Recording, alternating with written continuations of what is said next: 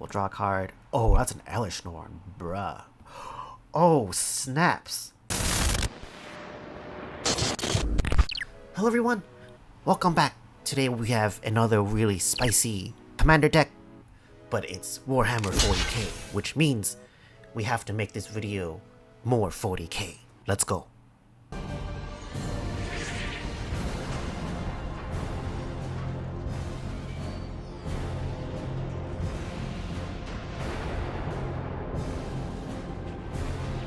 Welcome back, Battle Brother. Today's deck is centered around one of the Emperor's most faithful servants. So today's deck is around one of the new 40k Precon legends, which is Celestine the Living Saint. Celestine is a 5-mana human warrior, not an angel. If you're wondering why Celestine's not an angel, it's because if she was an angel, the Emperor would purge the demonic scum. Okay, so she has flying and lifelink, which is going to be relevant. The lifelink part is going to be important. And most importantly, she has Healing Tears. Healing Tears is a static triggered ability that triggers at the beginning of your own end step. And then you return target creature with mana value X or less from your graveyard to the battlefield, where X is the amount of life you gain this turn. So at minimum, with Celestine in play, every time you deal combat damage with Celestine, you can bring back a creature with mana value 3 or less because of lifelink and her 3 power from your graveyard to your battlefield. So today's deck, we're going to be making a stax deck, of course, that has a Dredge theme in mono white, which is pretty cool. Pretty cool, making Charles proud right now.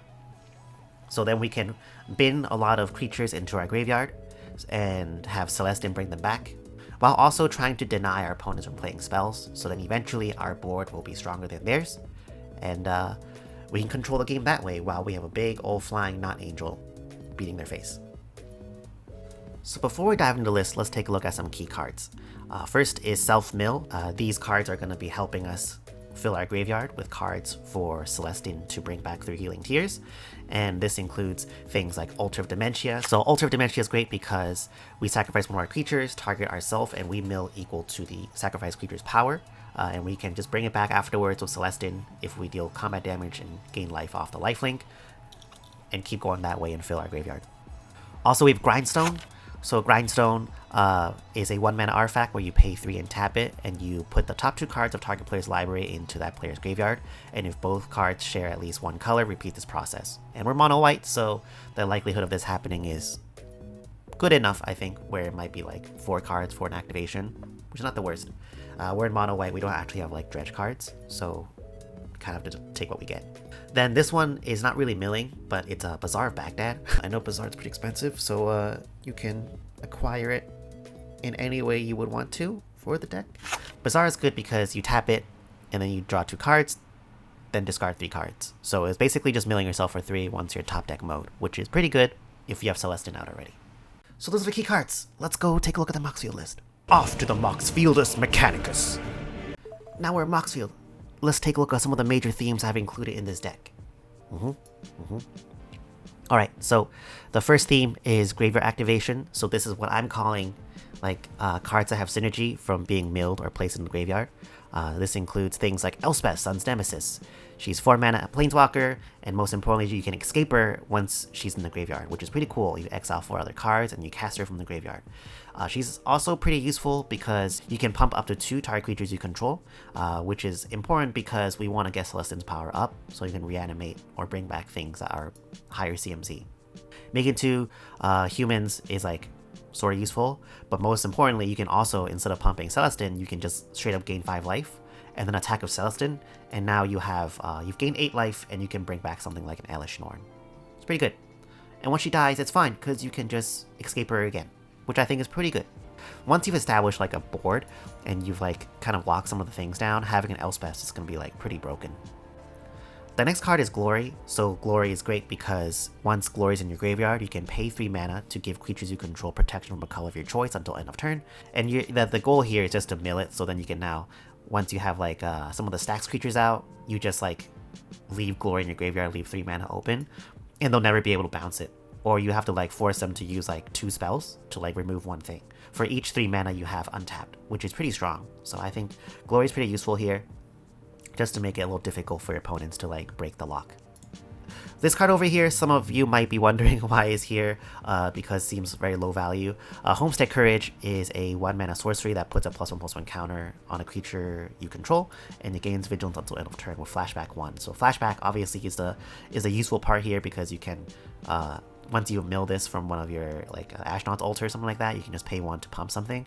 But the +1/+1 counter here matters a lot, because Celestine, there's a reason for us to get to 4 power, and you'll see that in a moment. So Homestead Courage, even though it's seemingly like low value, I think is actually pretty useful here. We know what Savine's Reclamation does. You just mill this and you can flashback and bring back 2 things. I like doing land sometimes. You can also just do a land and a stax piece or double stax piece. Just useful. Next is Spectral Steel, I think from the Call Time set. So Spectral Steel is just pretty cool, because you can exile Spectral Steel from your graveyard and you return another aura or equipment from our graveyard to our hand. I actually don't know how many auras I put into this deck. Maybe we can have a little bit more. But you can also just bring back an equipment that we have in the deck. So another way to just leverage something from the graveyard after you mill it. Also, again, you can put on to Celestine and start reanimating like things with 5 CMC. Twin Blade Geist, this one is pretty cool because of Disturb. So for 3 mana, you Disturb, you poke Twin Blade Geist, and then you enchant Celestine to have double strike, and now she gains 6 life per attack. That's kind of it. That's like some of the cards that we looked at, or I found, that can synergize with being milled into the graveyard. But another thing, another way you can synergize with Celestine is just reusing sacrifice abilities. So for example, if I have an All Seed of Life's Bounty, I can sacrifice it, give Celestine protection, then afterwards at end of turn, Celestine brings back All Seed, and I just pay 1 to bring it back. So I haven't said what All Seed does, but that's kind of the idea with these sacrifice abilities, is that we can just keep reusing them, which is pretty powerful in a stax deck, I think. So All Seed of Life's Bounty is a form of protection. We just pay 1 and sacrifice it, and target creature or enchantment we control gains protection from a color of our choice until end of turn. This doesn't have to be Celestine. You could just have an All Seed in play and make it harder to remove the Rule of Law. Kind of like what Glory is doing, except you just sacrifice it.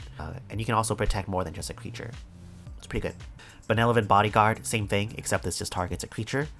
So just kind of like doubling up on these effects, you know, kind of makes it harder and harder for our opponents to disrupt our board. Bounty Agent I think is pretty good, because Bounty Agent just destroys a legendary permanent that's an artifact, creature, and enchantment. This just blows up commanders, and for like commander focused decks, this can be pretty oppressive if you just like destroy a Tatiova, attack of Celestine, bring back Bounty Agent every single turn. They can't beat the Bounty Agent because you just keep blowing it up. You can also destroy like artifacts or enchantments. I can't think of one that is like legendary that we would really worry about. Usually I think the creature is like good enough. Cathar Commando's here to destroy artifacts or enchantments, so if you can get the recursion with Cathar Commando or with Celestine, you just blow up all Ristic Studies, blow up all the mana rocks every single turn. You pay 1 to do it. You could do it 2 and 1 go. You can play Cathar Commando, nuke a Mana Crypt, bring back Cathar Commando end step, nuke another thing. Deny someone from two sources of mana. Pretty strong here. The flash is relevant because you can also just like 3 mana destroy something. Martyr of Sands I think is like super broken in this deck. So Martyr of Sands, if you don't know this card, is a 1 mana human cleric. You pay 1, reveal X white cards from your hand, you sacrifice Martyr of Sands, you gain 3x that life. Revealing 3 white cards gains you 9 life. And if you have an Elish Norn again, you just bring it back. With a Martyr of Sands, I think you could just bring back everything in this deck. So again, also, most importantly, it's not a 1-use effect now, because you just gain life off Martyr of Sands, then bring it back with Celestine, which is pretty good.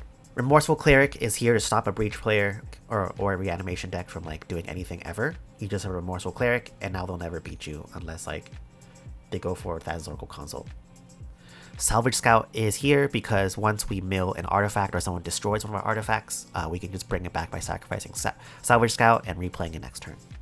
So all these creatures are pretty cheap to play, and all of them have a pretty useful ability. And yeah, I think just being able to recur these after just like going to combat with Celestine is pretty strong. So going down the deck list, we can talk about some of these creatures really quickly. Adeline is good because once you have a stacks board and you have an Adeline, just making a 1/1 for each opponent tapped and attacking, and Adeline grows bigger and bigger vigilance, is just like a really good beater. Grand Abolisher I think is pretty important because we do some not really combos. We do have a combo in this deck.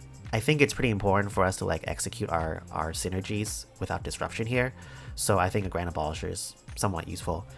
Heliod is here because we can actually just kind of use Heliod to put +1/+1 counters onto Celestine off of each combat because of lifelink. And also now we'll just put Walking Ballista here and make it easy for us to like win the game that way. So Heliod's actually pretty useful here. Karmic Guide I like because Karmic Guide, we can just use this to bring back something that Celestine can bring back with lifelink. And then you just let Karmic Guide die, and if you gain 5 life, you just bring back Karmic Guide again with Celestine and cheat the healing tiers that way. The next card is Radiant Solar, so this one, Radiant Solar. Radiant Solar is cool because you can discard Radiant Solar to venture into a dungeon, and then afterwards what you do is you bring back Radiant Solar with Celestine, and then afterwards you start venturing from each creature that enters the battlefield under your control. I like the dungeon mechanic, and I like bringing the dungeon mechanic into my decks because like even though the impact is very low, like there's still value for free every single turn if you can like leverage it. And in this scenario, Radiant Solar, just like you can venture again and again and again if like you bring back cards from graveyard with Celestine or like keep playing them. So I don't really see why you wouldn't want to like do this. Also, Radiant Solar just reanimates itself because you attack with Celestine for 3, discard Radiant Solar, gain 3 life, and then that's 6. That's like pretty good. We know why Serra Ascendant is here. Serra Ascendant is just a good beater and also gains us a lot of life. We can bring back everything. If we have a Serra Ascendant in play in a Celestine, there's nothing in this deck can't reanimate. We also Sun Titan. Sun Titan is just strong, so it's just a good beater. It's just more recursion. Sunblade Samurai is interesting because you can channel Sunblade Samurai, and usually that's how you're going to use it, to just find a basic Plains card and gain 2 life. And again, with Celestine, it brings itself back, so it's almost like a free 4/4 Vigilance beater, which is pretty strong under a stax board. Topplegeist is a really interesting card. So this one is 1 mana, flying. When it ETBs, you tap target creature an opponent controls. Then it has Delirium. So Delirium is actually pretty strong here. It says, at the beginning of each opponent's upkeep, if there's 4 or more card types amongst cards in your graveyard, tap target creature that player controls. So I think Topplegeist is really strong, and I think we should be able to activate Delirium pretty easily with our Dredge cards and other cards that I'll show you in a moment. But Topplegeist I think is strong because you're able to like do a lot because Delirium activates at the beginning of each upkeep, but then also like it impacts a lot of stuff. So if you haven't watched my Commander school videos, like I talk about how important Vigilance is. I'll pop it up over here. But being able to tap down blockers is like pretty important. You can also deny opponents from being able to attack with their creatures. So actually another deck you can look at if you like this stuff is Kid Kanto. Kid Kanto does a lot of this, and yeah, you should definitely watch Kid Kanto if this interests you. But yeah, Topplegeist is just useful because if they have a Crom and they want to like end the game by like beating you a Crom, they just can't do that now because Topplegeist taps it down. Then you also open that player up for other players to attack them, and yeah, it's just 1 mana and it's free. I think this is really powerful. Walking Ballista is good. It combos with Heliod. That's it. And Weather Wafer is useful just to like get us more of our utility lands, which now we'll look at our utility lands. Cathedral of War is pretty spicy here because, as I mentioned earlier, we want Celestine to hit 4 power, and you'll see why in just a moment. City of Traders is good just to like ramp Celestine, get to Celestine faster. Hall of Heliod's Generosity. We'll be milling ourselves and like discarding cards a lot, so being able to put an enchantment back on top of our library is pretty strong. This can just recur our like rule of laws and stuff. Urza Saga is good. War Room is good. And Wasteland is here to like deny mana. So as we move into like kind of like the next section of the deck list, a lot of how this deck staxes the board is like mana denial. A lot of other stax decks right now are focused on like action denial, so like rule of law and things like that. While this deck, we are going to be using like a lot more land destruction and taxes because Celestine doesn't need to spend mana. Once Celestine's online and you have like a way to mill yourself and a way to like get more cards in the graveyard, you technically don't need to spend any more mana to develop your board. So we're totally free to attack all mana sources. We have a Silence, who cares? Okay, so now we're moving into life gain synergy. The first card is Angelic Accord. Here's the big card of why we wanted to hit 4 power.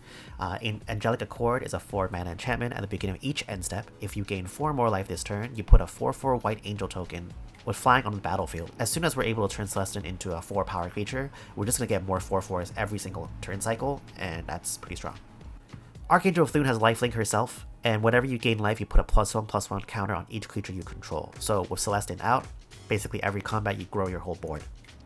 And you can close the game pretty quickly that way. Well of Lost Dreams, it's an artifact, and whenever you gain life, you may pay X, where X is less than or equal to the amount of life you gain this turn, and if you do, draw X cards. So this is just here for us to draw more cards once you have Celestine out, so then we can, like, you know, have more resources. Another way of us to ditch cards into the graveyard, some of the cards we want to mill might end up in our hand.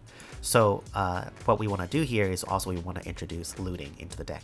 So Currency Converter is a 1-mana artifact, and whenever you discard a card, you may exile that card from your graveyard, and this will do stuff in just a moment. You'll see. So this is good because it helps us loot, but also it still lets us have that card in the graveyard. So sometimes, like if we loot and hit a land, we can immediately turn into a treasure. If it's a creature that is not super critical, just in case someone blows up the converter, we can get a 2/2 black rogue, which is pretty helpful. That's a pretty good loot card.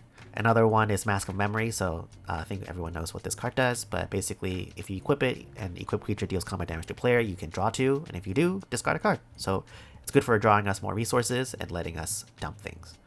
Alright, now we look at the mana. The Land's Eye Diamond is actually very good here, because if we're able to cheat out a Celestine fast enough and they don't blow us out by, like, you know, removing Celestine, and we dump a bunch of creatures, we could feasibly do this with, like, Land's Eye Diamond Mana Crypt or Land's Eye Diamond Land Lotus Petal and get a turn 1 Celestine and turn 2 just start bringing stuff back. So Land's Eye Diamond is good. These cards are also good. Don't need to talk about them.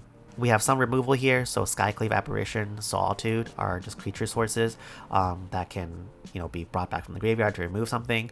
Solitude is extra good here because you can actually evoke Solitude and afterwards bring back Solitude again through Celestine. So I think that's pretty good. Can go through the stax creatures or the stax suite that I've included in this deck pretty quickly. Arkham of Maria is good. Armageddon, so as I said, we're going to be attacking lands, so Armageddon's good. Aven Mind Sensor is good. Blind Obedience, I like Blind Obedience a lot in general, and Blind Obedience is extra good here because you can actually use it Extort. So if you play Blind Obedience and then play a spell and Extort something and attack of Celestine, I think that's 6 life, so you can bring back a lot of stuff. Chalice is here for the turn 1/0 Chalice to stop all fast mana, or you spend 4 mana and put 2 charge counters on it, and then they can't Sigrift you. Sigrift, as usual, is our greatest bane, and we can't let it resolve. Lodestone Golem, so more tax effects. We're playing Lodestone Golem just because we can reanimate it through healing tears and also with taxes. Ravages of War, another Armageddon. Rule of Law, Sanctifier Invec, so this one's actually pretty good. So Sanctifier Invec has Sanctifier Invec ETBs, exile all cards that are black and red from all graveyards, so this is asymmetrical to us, and it just hurts like breach decks a little bit, makes it a little harder for them. Oh, also, if a black or red permanent spell or card not on the battlefield be put into a graveyard, you exile it instead. So this just makes it a little harder for breach decks to do their thing. Sanctum Prelate is here just to stop Sigrift. Tango Wire is good here, I think, because as I said, we're here to deny mana. So once we have a Celestine out and some things, it doesn't matter if we can tap down our lands, it matters for our opponents that we tap down their lands. And also we have a Salvage Scout to bring back Tango Wire, so I think Tango Wire is pretty useful here, especially when paired with like things like Thalia and other like tax effects. So even if you let them have a couple lands back, there's going to be enough tax effects like Thorn of Amethyst or even Trinisphere to make it hard for them to cast spells, and you just bring back Tango Wire again. Winter Orb, we know why Winter Orb's here. Last we have some tutors, so Enlightened Tutor, Ranger, Captain of Eos, and Recruiter of the Guard. We all know what these cards do. Crucible is pretty useful here because we have Armageddon, but we also want to set up things like Crucible Wasteland. Just to make it really hard for our opponents to play spells. Then we also have Esper Sentinel, big whoop. So this is kind of like the first pass at the deck, and now let's go take a look at the tester. Let's see how this deck, let's goldfish this deck a little bit and see how it plays. To the Moxfield Tester. Alright, now we're in the Moxfield Tester. We'll run a couple of hands and see how this deck plays out.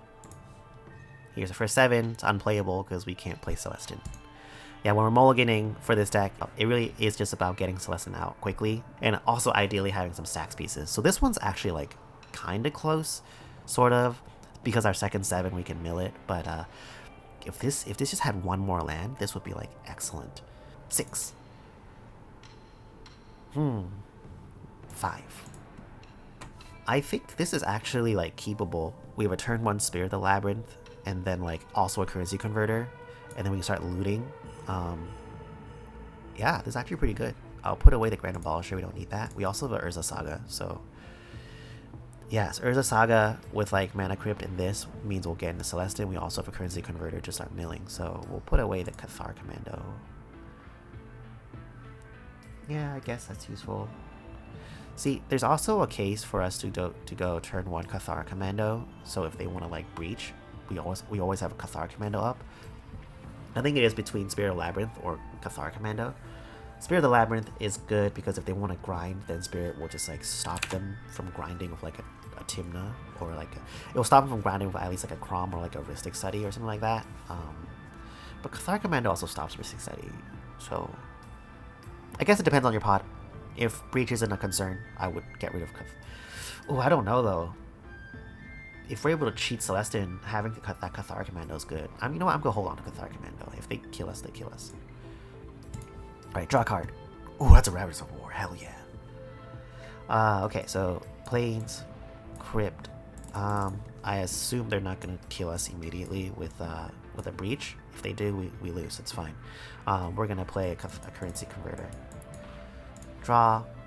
Oh, that's a Radiant Solar. 6. Yeah, we'll play our Urza Saga first. Then go to end step.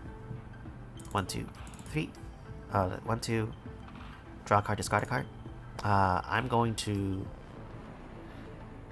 I want to keep looting, so I'm just gonna leave it in the graveyard. Yeah, I'll leave it in the graveyard. 1, 2, 3, 4. Then our turn. Draw. Oh, it's not a land. We need a land. We can make a construct. So now we're thinking about if we want to spend 2 mana to make a construct, or if we want to spend 2 mana and loot and make sure we hit the Celestine. We can definitely hit Celestine next turn. So what's the point of making sure I hit my land drop? We're definitely holding up white for a silence, and also Cathar Commando, like that. So we basically have 2 to play with. I guess having like a construct is good because if we're gonna follow up with an Armageddon, and we have a construct for 4, I think. Yeah, okay, we'll do that way.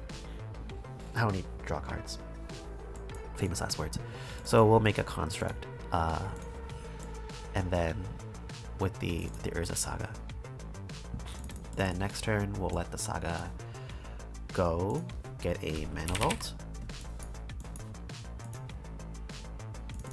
Oh, actually, I don't need to do a Mana Vault. I think Soul Rings is better, right? Yeah, we'll get a Soul Ring. Soul Ring, 1, 2, 3, 4, 5. Here's a Celestine. Attack someone for 4. Let's hope we're still alive. Alright. Now that Celestine's in play, we'll draw a card. Oh, that's an Elesh Norn. Bruh. Oh, snaps. Okay. Okay, we have a Radiant Solar that puts us at 6. If we're able to get 1 more life, we can get the Elesh Norn. But I think it's safer if we actually just, depending on what the board state is like, if our opponents actually just have like 1, 2, 3, 4, 5. If our opponents just have mostly mana rocks, I still think Armageddon here, Ravagers of War here is pretty good. Yeah, I think actually that's just better. No, let's play it safer, I guess. We still have the Cathar Commando. We can wait 1 more turn. So what's better is we actually just Radiant Solar here. We just do this, venture. So we are going to Lost Mines. Yeah.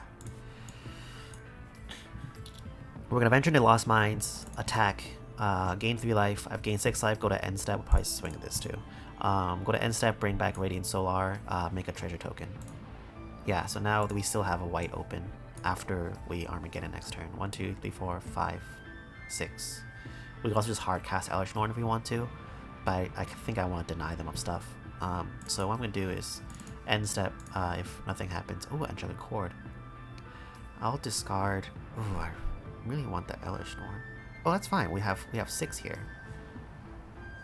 Yeah, I'll dump the Elesh Norn. It's fine. Then next turn, draw. If we can get 2 creatures into play, that's non-token, then we play this for free. You know, there's no reason not to, unless we want to hold it for currency converter. Okay. So I'm actually just gonna deny our opponents of lands first. We already have like these things, So we don't need to like go harder with Angelic Chord. We can wait one cycle to get more 4/4s. But I wanna Ravages right now. Yeah. And the Angelic Chord's pretty sweet, but we can also, I'm like fine like getting rid of it. Gate 6 life. I don't think there's any creatures in our graveyard. Yeah. Oh, there's a Saga. We could also just like chuck the Cathar Commando, like attack, and then chuck it at something and not bring it back. There's like no point for us not to do that. So we will do that, yeah. Make sure that you swing with this, keep the treasure. So it's 1, 2, 3, 4, 5. 1, 2, 3, 4, 5, 6. It's a 6/6. Yeah, and then I don't really care about this. Our board's pretty good, so I'm just gonna spend 3 and draw a card. That's a Sanctum Prelate. That's sweet. Okay. Draw. Sphere the Labyrinth. I would crack this, Whips. Oh, this also should have moved us to get another treasure back. And also, yeah, because when Cathar Commando came back, we triggered Radiant Solar, and then we moved to this over here to make a treasure token, and now we can tap this to... Yeah, there's no point for me to play it, actually. It's better if I just mill this and draw a card as a Skyclave Apparition. Okay, so now go to combat with both, bring this back, get another, move this next step. Each opponent, actually, we don't bring this back yet. Oh, we do. Target creature gets -4/-0. I'll put a +1/+1 counter on Celestine. So then the next combat step, draw a card. We'll go to combat again, and then we'll like bring back an Elesh Norn. I think we got this game. If our opponents don't do anything. So that's the deck. I think it's pretty cool. It's pretty fun to play, as you saw, and a really interesting take on, I guess, mono white, adding the Dredge theme and also looting and like all the life gain plus reanimation synergy. I think is like a really interesting deck to play with. So if it interests you, definitely make it your own. Take away the stacks, add more stacks. Definitely a lot of ways you can take it. I hope this was interesting, and I will see you all next time. Glory to the Emperor. Goodbye.